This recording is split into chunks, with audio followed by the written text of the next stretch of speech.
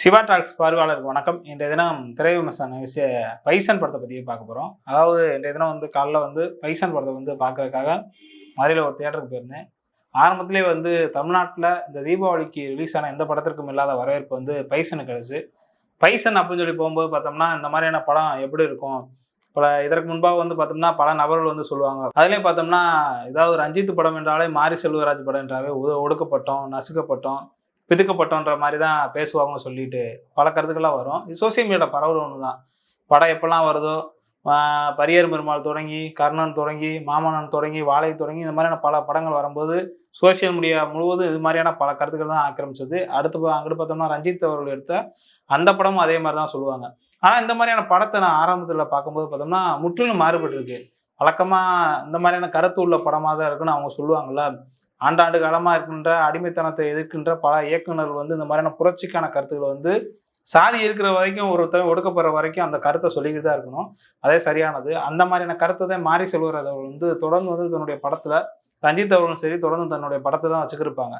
ஆனால் மாரி செல்வராஜ் அவர்கள் இந்த படத்தில் ஒரு டிஃப்ரெண்ட்டாக இருக்காங்க. பார்த்தோம்னா அந்த படம் ஆரம்பத்திலேருந்து முடிக்கிற வரைக்கும் பார்த்தோம்னா ஒரே விறுவிறுப்பு தான். ஒரு இடம் கூட சோர்வாகலை. இப்போ நமக்கெல்லாம் தெரியும், ஏதாவது ஒரு படம் பார்க்கும்போது ஒரு டான்ஸ் வந்தாவோ, இல்லை ஒரு 4 மொக்க காமெடி பண்ணாவோ, அல்லது ஹீரோயிசம் தொடர்ந்து காமிச்சிருந்தாவே நமக்கு ஒரு போர் அடிக்கும்ல. இந்த படத்தில் அந்த மாதிரியான ஒரு சம்பவமே நிகழல. நம்ம எந்த சீனாவும் நம்ம மிஸ் பண்ணிடுவோமா, நம்ம எந்த சீனாவும் நம்மளை விட்டு போயிருமா அப்படின்னு தான் தோணும். பல படங்களுங்க தமிழ்நாட்டில் பிரம்மாண்டம்னு சொல்லிட்டு பல படங்கள்லாம் எடுப்பாங்க இயக்குநர்கள். மணிரத்னம், சங்கர், முருகதாஸ் போன்ற மிக பிரம்மாண்ட இயக்குநர்களாக இருக்காங்க. இவங்களுடைய படத்தில் பிரம்மாண்டம் அதிகமாக இருக்கும், ஹீரோயிஸ் இருக்கும். இப்போ விஜய் இருக்காருன்னா விஜய்க்கு அதிக பில்டப் இருக்கும், அஜித் இருந்தானா அஜித்துக்கு பில்டப்பு, ரஜினிகாந்த் இருந்தானா ரஜினிகாந்துக்கு அதிக பில்டப். இந்த மாதிரியான பல பில்டப் தான் அந்த படத்தில் இருக்குமே தவிர படத்துக்கான கதைக்கு ஒரு 10% கூட செலவு பண்ணிக்க மாட்டாங்க.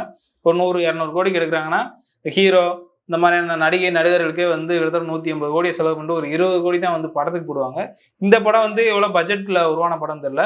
ஆனால் இந்த படமானது பார்த்தோம்னா எவ்வளோ இந்த பட்ஜெட் போட்டாலும் தகுன்ற மாதிரியான ஒரு கான்செப்டில் எடுத்திருந்தாங்க. எந்த சீன் எப்படி இருக்குன்றது மாரி செல்வராஜ் முக்கியமாக காமிச்சிருந்தாங்க. இந்த படத்தினுடைய துவக்கத்தை பார்த்தோம்னா படம் எப்பயுமே ஒரு புள்ளியிலேருந்து அடுத்த கட்டத்துக்கு போகும். இந்த படத்தினுடைய கதை எங்கன்னா ஃபைனல் ரவுண்ட் ஆடி இந்தியாவுக்காக ஆடுவார். அந்த புள்ளியிலேருந்து அந்த படம் நகழுகிறது. அதுக்கடுத்து தான் ஒரு திங்க் பண்ணும்போது நான் தனக்கான சம்பவம் என்ன நடந்துச்சு, தான் அந்த ஊரில் என்ன இருந்தேன். அதிலே மிக முக்கியமாக பார்த்தோம்னா தென் மாவட்ட சூழலை பயங்கரமாக விளக்கியிருப்பாங்க. 90-95 காலகட்டங்களில் தென் மாவட்டத்தில் பட்டியல் சமூக மக்கள், குறிப்பாக தேவேந்திர வேளாளர் சமூகத்தில் அடுத்த கட்டத்துக்கு போகணுன்னாவே அவங்களுக்கு ஒரு வாழ்வாசாவா நிலை தான். கத்தி எடுத்தாங்கன்ற சூழலாம் நிறைய இடத்துல இருக்கும். அப்போ இருக்கக்கூடிய சூழலில் அந்த மக்கள் எப்படி ஒரு அம்பேத்கரை உள்வாங்கி தியாகி இமானுவேல் சேகரனுடைய அரசியலை பின்பற்றி எப்படிலாம் இருந்தாங்கன்றத ஒவ்வொரு வீட்லையும் காட்சிப்படுத்தியிருந்தாங்க. மிக முக்கியமாக பார்த்தோம்னா அந்த படத்தில் நடித்த அனைவரும் அவங்களுடைய ரோலை பயங்கரமாக பண்ணியிருந்தாங்க. துருவா நடிச்சிருந்த கிட்டான் அவர்கள் மாஸ் காமிச்சிருக்காரு. கந்தசாமி என்ற பெயரில் நடிச்சிருந்த லால் மிக முக்கியமாக தன்னுடைய கதைக்கு ஏற்ற மாதிரி நடிச்சிருந்தாரு. கர்ணன் போன்ற படங்களில் அவர் நடிச்சிருந்தாலும் இதில் ஒரு டிஃப்ரெண்ட், எதிரியாக இருக்கக்கூடிய இடத்துல இருந்து நம்ம எப்படி நடிக்க முடியுமோ அந்த நடிப்பை மிக சரியாக வெளிப்படுத்தினார். பசுபதி அவர்களுடைய கேரக்டர் சொல்லவே தேவையில்ல. ஒரு கிராமத்தால் எப்படி இருப்பாங்களோ, ஒரு தந்தையினுடைய அப்பா, இப்போ நமக்கு தெரியும் சிட்டிவாசி, நான் ஒரு சென்னை மாதிரியான இடங்களா இருக்கட்டும், மதுரை மாதிரியான இருக்கட்டும், அங்கே இருக்கக்கூடிய அப்பாக்கள் இயல்பாக அந்த கிராமத்து நடிப்பு சிலதெல்லாம் வராது. ஆனால் பசுபதி இந்த படத்தில் எப்படி இருக்காருன்னா அந்த ஊர்க்காராக மாறிட்டாரு. எல்லாமே ரியாலிட்டியாக இருக்குது. இப்போ நம்ம நார்மலாக நேரில் பார்க்கும் பார்த்துருக்கீங்களா, அந்த மாதிரியான சம்பவங்களாக தான் இந்த பைசனில் இருந்துச்சு. அப்புறம் கிட்டான் அவனுடைய அக்காவாக இருந்த ராஜீவ் அவர்கள் மிக சிறப்பாக நடிச்சிருந்தாங்க. தன்னுடைய தம்பி எப்பெல்லாம் சோர்வாரானோ, நீ பாடுறா, நீ பண்ணுறா, நம்ம பார்த்துக்கிறலாம், எதுவும் தான் பார்த்துக்கலாம்டான்ற மாதிரினா பல ஆலோசனைலாம் வழங்குவாங்க. அவங்களுக்கு ஊக்கமாகவும் அவங்களோட பின்னால் நின்றுருப்பாங்க. கிட்டானுடைய காதலியாக நடிச்சிருந்த ராணியும் அந்தந்த இடத்துக்கு ஏற்ற மாதிரி பயங்கரமாக நடிச்சிருப்பாங்க. கபடி போட்டியில் ஒரு சீன் வரும். அப்போ கூட அவங்கள என்கரேஜ் பண்ணுற வகையில் நல்லா நடிச்சிருப்பாங்க. அதுக்கிடையில் ஒரு சண்டை நடக்கும். இந்த மாதிரி நம்ம இந்த படத்தை பற்றி பல இது சொல்லிக்கிருந்தாலும் மிக முக்கியமான கருத்தே பசுபதி பாண்டியன் அவங்களோட ரோல் தான். அதாவது தென் மாவட்டங்களில் எப்படி சாதிய கொடுமைகள், அதனுடைய கூறுகள் எவ்வளோ அதிகமாக இருக்கும். தென் மாவட்டத்தில் பிறந்தவனாவே ஒரு கத்தி எடுக்கணும், இந்த டெவலப்மெண்ட்டே இருக்காதுன்ட்டு பல சம்பவங்களாக சொல்லுவாங்க. அது உண்மையும் கூட. அப்படி இருக்கக்கூடிய சூழலில் அமீர் அவனுடைய நடிப்பு நம்ம வட சென்னையில் பார்த்துருப்போம். ராஜன் அந்த கெட்டப்பே மிஞ்சின அளவுக்கு தான் அமீரனுடைய நடிப்புலாம் இருந்துச்சு. இந்த படத்தில் பார்த்தோம்னா ஃப்ரேமுக்கு ஃப்ரேம் எப்போனா அந்த சீன் முடிஞ்சிடாதா, அந்த சீன் போயிடக்கூடாது, இந்த சீன் நம்ம பார்க்கணுன்ற மாதிரி தோணும். அதான் ஆரம்பத்துல ராஜன் வரக்கூடிய காட்சியெல்லாம் இருக்குல்ல, அதுல ஒரு சீனை சொல்றேன் பாருங்க. நம்ம கிட்டானா இருக்க ஒரு ஒரு சீன்ல வந்து பார்த்தோம்னா, பிடி சாரோட சண்டை போட்டிருப்பாரு. சண்டை போட்டு அவரு கிட்டத்தட்ட ஒரு 10 ரவுண்டு ஓடிக்கிட்டே இருப்பாரு. பிடி சார் பார்ப்பாரு ஒரு கட்டத்துக்கு மேல. கிட்டானுக்கு வந்து தாய் இல்ல, தந்தையினுடைய அரவணைப்புல தான் அதுல வளர்ந்திருப்பாரு. பார்க்கும்போது ஏன் இவ்வளவு வெறித்தனமா ஓடுறாருன்னு பார்த்தோம்னா, எனக்கு கபடி மீது வெறி அப்படின்னு சொல்லும்போது ஒரு சீன் நடக்கும். அப்பதான் புரோட்டா சாப்பிட கூட்டு போவாரு. ஒரு 3 புரோட்டான்னு சொல்லுவாங்க. போதுமாடா அப்படின்னு கேட்டோம்னா 5ன்னு சொல்லுவாரு.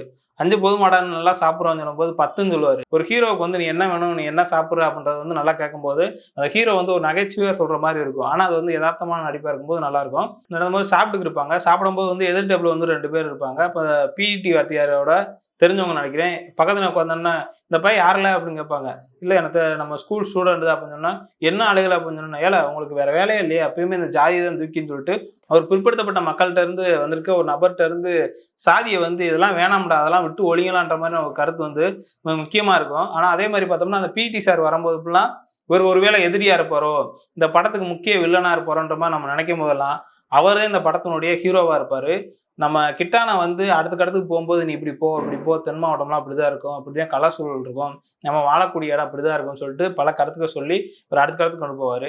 இந்த சாப்பிடுற நேரத்துல வந்து பார்த்தோம்னா, ஒரு சீன் நடக்கும். அப்பதான் அமீரினுடைய என்ட்ரியே மிக சூப்பரா இருக்கும். அந்த இடத்த வந்து தத்ரூவமா நடிச்சிருப்பாங்க. அந்த இடத்துல ஒரு சம்பவம் நடக்கும். சம்பவம் நடக்கும்போது பார்த்தோம்னா, வெட்டப்படும்போது பார்த்தோம்னா, அந்த இடமே ரத்த இதா இருக்கும். அந்த அமீர் அவர் வந்து அந்த ரோல் தனக்குன்ற ஒரு ரோல்ல வந்து மிக சூப்பரா நடிச்சிருப்பாரு. அந்த இடத்துல அந்த ரத்தம் தெறிக்கும்போது பார்த்தோம்னா, நம்ம ஹீரோவா இருக்கக்கூடிய கிட்டான் அவர்கள் வந்து பயந்து நடுங்குவாரு. அப்புறம் ஒரு வாக்குமூலம்லாம் நடக்கும். அப்பதான் கிட்டான் அவரோட அப்பா வந்து சொல்லுவாரு, இவருடைய வரலாற பத்தி சொல்லும்போது தான் தெரியும். இந்த பாண்டியராஜ், அதாவது அமீர் நடிச்சிருக்காருல்ல, அவருக்கு அந்த படத்துல வந்து கெட்டப் வந்து பாண்டியராஜ். மிக முக்கியமா தென் மாவட்டங்கள்ல உங்களுக்குலாம் தெரியும். சாதி கூர்மையில வந்து 2 சம்பவம் குறிப்பா நாடார், தேவேந்திர குல வேளாளர்ன்னு சொல்லிட்டு பிரிஞ்சிருந்து இந்த சம்பவங்கள்லாம் பல நடந்திருக்கும். அதனை ஒட்டி தான் அந்த சம்பவம் நடந்திருக்கு. பண்ணையார் குரூப்புக்கும், பசுபதி பாண்டியன் குரூப்புக்கும் நடந்த சண்டை தான். ஆனா அந்த சம்பவத்தை வந்து இன்றைய காலத்து இளைஞர்கள், பழைய பகையை நம்ம இன்னும் தொடர்ந்து தூக்கிட்டே திரியணுமா? நம்ம அடுத்த கட்டத்துக்கு போ வேணாமா? அப்படின்னு சொல்லிட்டு தான் அந்த படத்த எடுத்திருப்பாங்க. ஒரு சீனு. அந்த சீன் தான் நம்ம மறக்க முடியாம இருக்கும். அதாவது கிட்டானுடைய காதலிக்கு வந்து திருமணம் பண்ணி வைக்கணும்னு நெனைப்பாங்க. அப்ப ராணியா நடிச்ச அந்த ராஜிஜி, அவங்களுக்கு வந்து திருமணம் ஏற்பாடு பண்ணி, திருமணம் நடக்க போற சமயத்துல, இந்த அமீர் அவர்கள் வந்து பாண்டியராஜா நடிச்சிருப்பாரு. அவர தான் தாலி எடுத்து குடுக்குறதா வரும். வரும்போது வந்து பார்த்தோம்னா, அங்க ஒரு பெண் சொல்லுவாங்க. இந்த மாரி இந்த கட்டாய கல்யாணம் நடக்கும்போது அங்க ஒரு வரி சொல்லுவாரு. "ஏன்டா ஏன்டா அந்த மாரி தேவையில்லாமலாம் பண்றேன்னு" சொல்லி அவரோட ஆதரவாளரு. ஆனா அந்த சம்பவத்துல பார்க்கும்போது ஆதரவாளரா இருக்கும்போது கூட, எனக்கு ஆதரவாளரா கூட இருக்க தேவை கிடையாது. ஒரு பொண்ண வந்து வற்புறுத்தி, அதாவது ஒரே ஜாதிக்குள்ள வந்து பிடிச்சிருந்தா அவன கட்டிக்குடுன்ற டோன்ல பேசுவாரு. அடுத்து போம்போது, "ஏன் இதெல்லாம் திட்டுனீங்க?" அப்படின்னு சொல்லி ஒரு டிரைவர் கேட்கும்போது, அமீர் அந்த பாண்டியராஜ் என்ன சொல்லுவாருன்னா, "இவங்க ஜாதி, இனம், பெருமைன்றத தூக்கி போட்டு வந்தா தான் இவங்க மொத நல்லா இருப்பாய்ங்க" அப்படின்னு ஒரு கருத்து சொல்லுவாரு. அது மிக முக்கியமா சூப்பரா இருக்கும் அந்த இடத்துல. அதே மாரி பார்த்தோம்னா, இன்னைக்கு வந்து குடி பெருமை, ஜாதி பெருமைன்னு பேசுறாங்க. நாளைக்கு எவனோ எவனோ ஒருத்தன் வந்து உங்களுக்கு ஆண்ட பரம்பரை வரலாறு இருக்குன்னு சொன்னா, அவன் பின்னாடி போயிருவாங்க. அடுத்து இவனுக்கு கீழ இருக்க மக்கள வந்து அடிமையா இருக்குன்னு பார்ப்பாங்க. நான் ஏன் கத்தி எடுத்தேன்? நான் கத்தி எடுத்ததே இங்க பாதி பேத்துக்கு தெரியாது. நான் இங்க கத்தி எடுத்ததே வந்து எல்லாரும் சமம்ன்றதுக்காக தான்ட்டு செருப்பால அடிச்ச மாரி சொல்லியிருப்பாரு. ஏன்னா, அங்க பல நபர்கள் வந்து இந்த இதெல்லாம் பார்த்தோம்னா, தான் வந்து ஆண்ட பரம்பரை, எனக்கு கீழ ஒரு ஜாதி இருக்காங்கன்னு சொல்லி கூட பல கருத்துக்கள வச்சுக்கிட்டு, தனக்கு கீழ ஒரு ஜாதிய உருவாக்குறாங்க. நாங்கலாம் முன்னேறிட்டோம். எங்களுக்கு யாருமே தேவை கிடையாது. நாங்க எஸ்சியே கிடையாதுன்னு பல கருத்துக்கள் சொல்லக்கூடிய சூழல்ல, நீ ஒண்ணும் அப்படி போயிட்டா மட்டும் உனக்கு அந்த இழிவுலாம் போயிராது. நீ வந்து நான் ஆண்ட பரம்பரைன்னு சொல்லும்போதே, நீ இன்னொருத்தவன அடிமைப்படுத்தணும்னு நெனைக்கிற அப்படின்னு சொல்லி, அந்த கதையினுடைய கரு நகர்ந்து போறது வந்து சூப்பரா இருக்கும். அப்புறம் இதையும் தாண்டி வந்து பார்த்தோம்னா, இன்டர்நேஷனல் லெவல்ல போம்போது வந்து ஒரு கபடி வீரன், இங்க தென் மாவட்டத்துல வந்து சாதிய ரீதியான பிரச்சனை நடக்கும்போது, இன்டர்நேஷனல் லெவலுக்கு போம்போது, இந்திய அணியினருக்கான ஒரு போட்டி நடக்கும். அப்பதான் ஒரு மேளத்தோட ஒரு அடி இருக்கும். நம்ம தென் மாவட்டத்துக்கான இசை, அந்த இசையோட ஒரு சாங் வரும். அது மிக சூப்பரா இருக்கும்.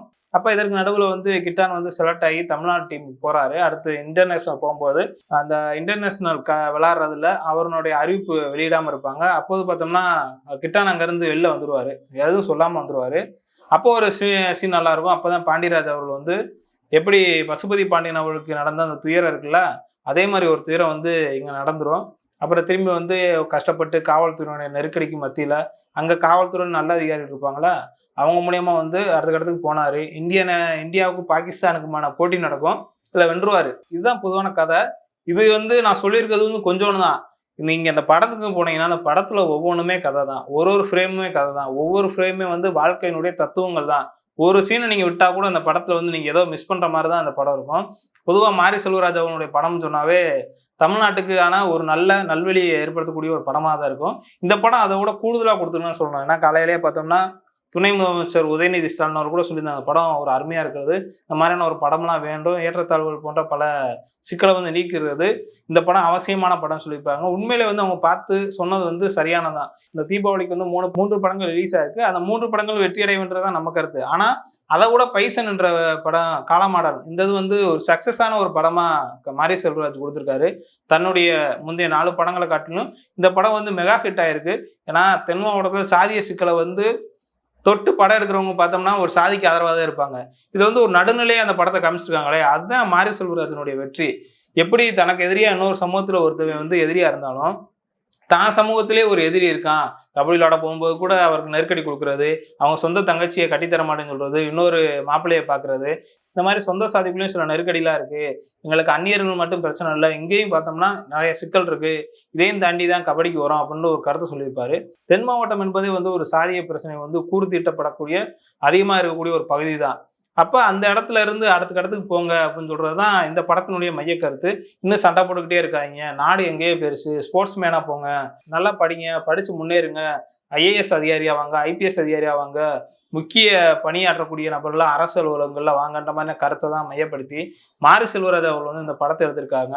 உண்மையிலே வந்து மாரி செல்வராஜ் அவங்களுடைய இந்த முன்னெடுப்பை வந்து நம்ம வந்து வாழ்த்துறோம்.